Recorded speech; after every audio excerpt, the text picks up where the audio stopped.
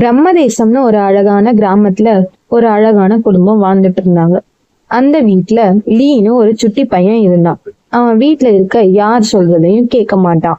அவன் ஒரு நாள் அவன் அம்மா கிட்ட எனக்கு ஐஸ்கிரீம் வேணும் அப்படின்னு சொல்லி அடம் பிடிக்கிறான். அம்மா, எனக்கு ஐஸ்கிரீம் வேணும். உனக்கு உடம்பு சரியில்லை கண்ணா, நீ அதெல்லாம் சாப்பிடக்கூடாது, டாக்டர் தான் சொன்னாங்கல்ல. இல்ல, எனக்கு வேணும். நீ இந்த மாதிரி அதிகமா அடம் பிடிச்சனா நீ தூங்கும் போது பேய் உன்னை பயமுறுத்திடும். அது மட்டும் இல்லாம பேய் உன்னை கடிச்சு சாப்பிட்டு தூக்கிட்டு போயிடும்.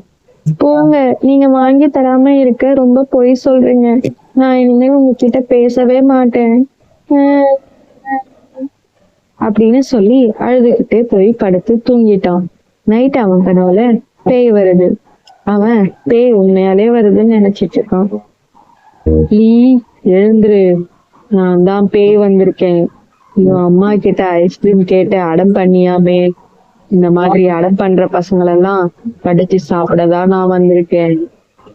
ஐயோ அம்மா, அம்மா பேய் வந்திருக்கு, நான் இனிமேல் அடம் பண்ண மாட்டேன், என்னை விட்டு போயிடு. நான் இப்ப போறேன், இனிமேல் நீ அடம் பண்ணனா திரும்பவும் வருவேன். நான் இனிமேல் அடம் பண்ண மாட்டேன். சரி, குட் பாயா இருக்க கத்துக்கோ, நான் போயிட்டு வரேன். மறுநாள் காலையில விடிஞ்சதும் லீ உடனே எழுந்து ஓடி வந்து அம்மா கிட்ட, அம்மா, நைட்டு என் கனவுல பேய் என்னை பயமுறுத்துச்சுங்க. இனிமேல் நீங்க சொல்றது தவிர நான் வேற எதையும் கேட்க மாட்டேனோ. இனிமேல் நான் ஐஸ்கிரீம் கூட உடம்பு சரியானதுக்கு அப்புறம் தான்மா சாப்பிடுவேன். சரி கண்ணா, இதுக்குதான் நான் சொல்றேன், அடிக்கடி அடம் பண்ணாதேன்னு. இனிமேல் குட் பாயா இருக்கணும், சரியா? சரிம்மா.